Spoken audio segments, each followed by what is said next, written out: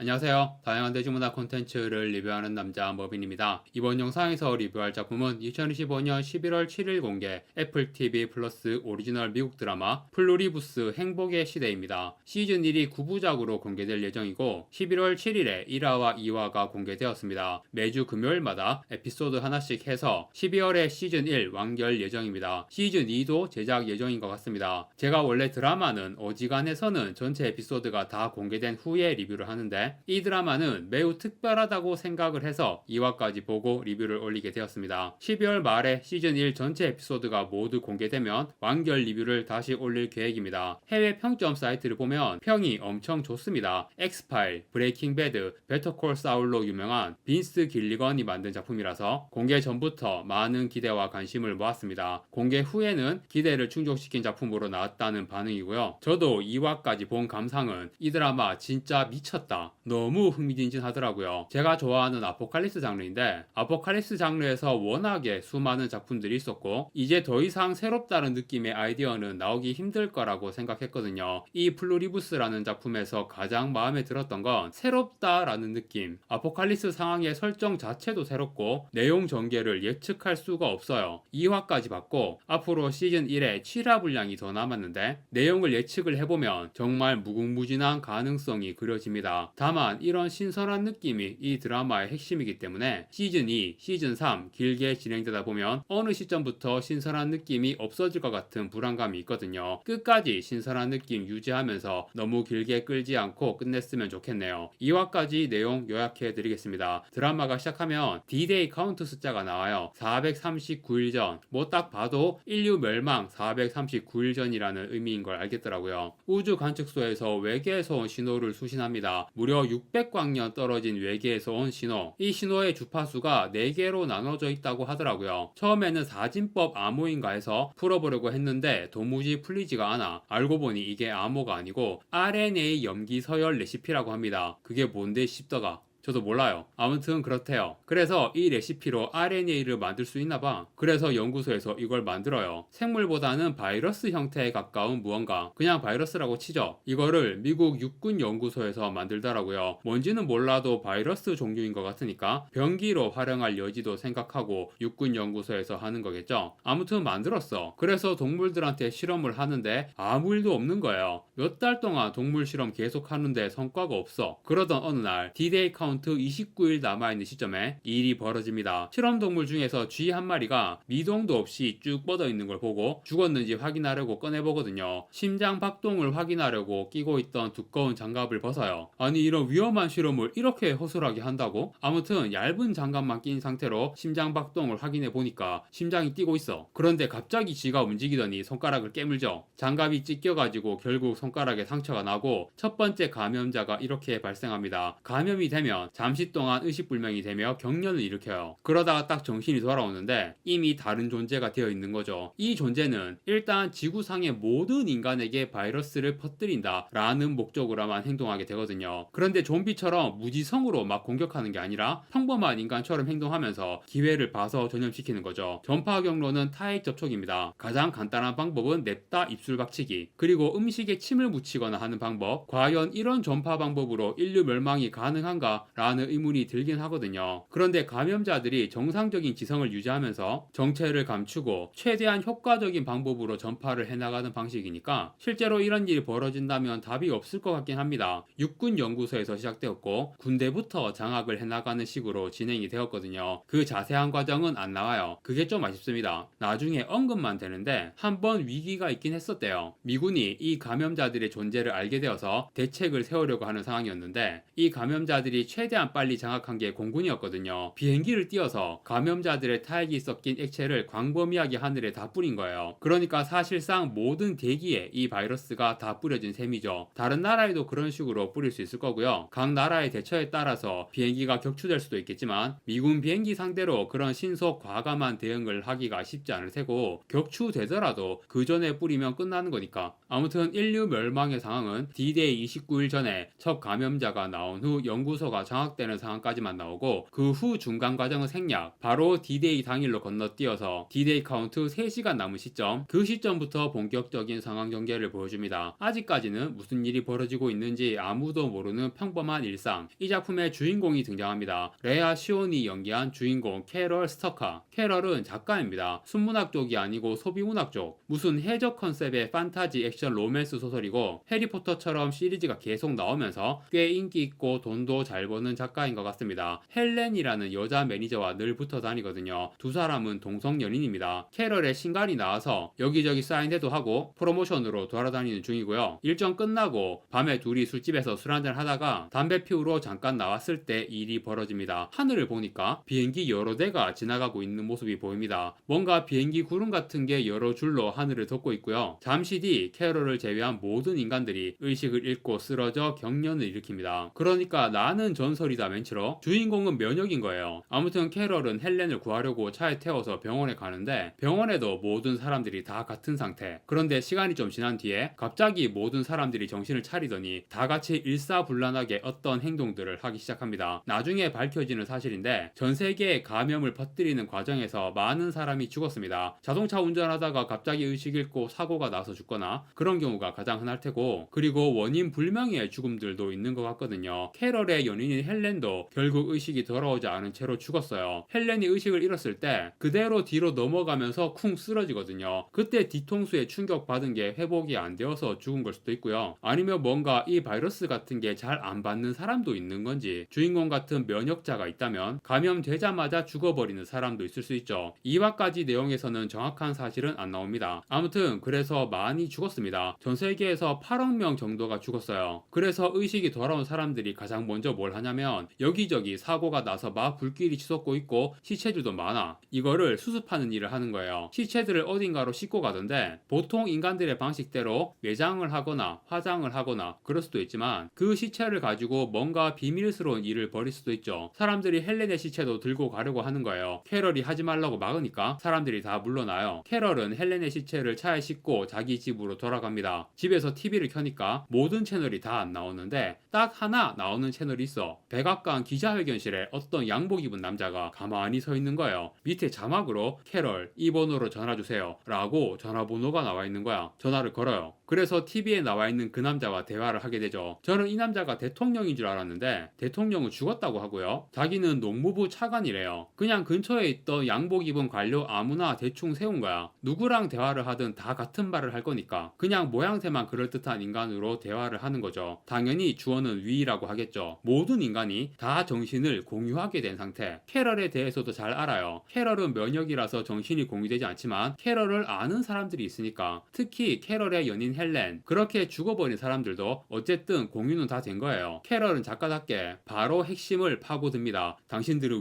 외계인이군요. 지구를 침공해서 장악했군요. 그런데 외계인이 아니라고 하는 거예요. 제가 앞에서 얘기했던 RNA 레시피 신호, 그거를 다 설명해 줍니다. 그럼 외계인이 아니고 뭐냐? 라고 물어보니까 대답이 그냥 어스래요. 저는 이거는 그냥 말장난 같아요. 이 상황은 그냥 외계인 침공이라고 봐야 할 것 같거든요. 2화까지 내용에서는 이 뭐라고 불러야 할지 모르겠는 존재들이 정확히 어떤 목적을 가지고 있는지 나오지 않거든요. 분명히 뭔가 있을 거예요. 주인공에게 알려줄 수 없는 어떤 위험한 목적. 일단 당장은 여기저기 사고 현장이나 시체들을 수습하고, 그리고 주인공처럼 면역인 사람들 전 세계에 몇 명 더 있어요. 처음에는 11명이라고 했다가 나중에 한 명 더 발견했다. 그래서 총 12명이다. 왜 면역인지 밝혀내고 이 사람들도 결국은 다 정신을 공유하게 만들 계획이랍니다. 일단 여기까지가 그들이 밝힌 앞으로의 계획인 거고, 그 다음은 뭐냐고. 그게 안 나오니까 앞으로 어떤 일이 벌어질지 정말 예측 불가인 거죠. 면역인 사람들 중에서 영어를 할 줄 아는 사람들하고 만나서 대화를 해보고 싶다라고 하니까 오케이 하는 거예요. 그뿐만이 아니고 주인공이 요구하는 걸 다 들어줍니다. 영어 할 줄 아는 사람이 주인공 포함 6명이라서 다 모이거든요. 그런데 그중 한 명이 에어포스 1을 타고 오는 거예요. 이 사람은 이미 세계 최고의 권력자가 된 것 마냥 원하는 거 다 하면서 즐겁게 지내고 있는 거야. 주변에 예쁜 여자들도 잔뜩 데리고 있고, 그리고 캐럴은 헬렌 말고는 주변에 친구나 가족도 없나 봐요. 이런 일이 벌어지면 가까운 주변 사람들한테 연락을 해봐야 하는데 전혀 그런 모습이 없어요. 그런데 다른 면역자들은 가족들이 있는 거예요. 가족들이 다 그 존재로 변했는데도 여전히 가족처럼 지내고 있어요. 이 상황이 벌어지기 전에 평소 같은 모습으로 행동할 수 있는 거겠죠. 면역자를 제외하고 모든 인간들이 다 하나의 존재가 되었다고 봐야 하잖아요. 그건 명백해요. 예를 들어 어떤 기술 같은 거 누구든지 다 비행기를 조종할 수 있고 누구든지 다 전문 셰프처럼 최고의 요리를 만들 수 있어요. 모든 인간이 지식과 기술을 다 공유하니까. 성격까지도 누구의 성격이든지 다 될 수 있는 거죠. 그러니까 가족도 내가 알던 성격과 말투, 행동 그대로 할 수 있는 겁니다. 하지만 조금만 생각해봐도 이게 진짜가 아니라 흉내라는 생각이 들 텐데 이런 가족들하고 예전처럼 지낼 수 있는 건지. 아무튼 주인공 제외 다른 면역자들은 가족들과 여전히 잘 지내는 모습으로 나와요. 그런데 이 존재들은 면역자들까지도 결국 자기들과 정신을 공유하게 만드는 게 목표라고 밝혔잖아요. 그러면 전부 잡아와서 어디다 감금해놓고 그러는 게 더 자연스럽지 않나? 아니면 어차피 8억 명이나 죽었으니까 이 면역자들도 다 죽여버릴 수도 있는 거고. 그런데 굳이 그렇게 하지 않고 원하는 거 뭐든지 다 들어주면서 마음대로 살도록 내버려 둔다고? 이게 도대체 무슨 상황인가? 계속 의문이 드는 겁니다. 그리고 얘네들은 탈생을 못한대요. 의도치 않게 실수로 생물을 죽이게 될 수는 있지만 의도적으로 하는 살생은 못한다고 합니다. 그리고 모든 동물원의 동물들을 다 풀어줬대요. 그래서 사자와 호랑이들 놓았어. 신나게 인간들 잡아먹고 다닌다는 거야. 이미 꽤 많이 죽었대요. 이건 또 뭐야? 아니 도대체 너희들 뭐 하려고 하는 거냐고. 와 진짜 미쳐버리겠습니다 정말. 듣도 보도 못한 아포칼립스 상황. 그리고 또 뭔가 꺼림칙한 현상이 있는데 캐럴이 너무 답답하고 화가 나서 이 존재들에게 막 화를 내면서 당신들 대체 뭐야? 이렇게 감정을 분출했어요. 그러니까 모든 인간이 또 격렬을 일으키면서 쓰러집니다. 전 세계 모든 인간들이 그렇게 되어버리니까 또 그걸로 사고가 나고 해가지고 전 세계에서 1000만 명이 넘게 죽습니다. 살생을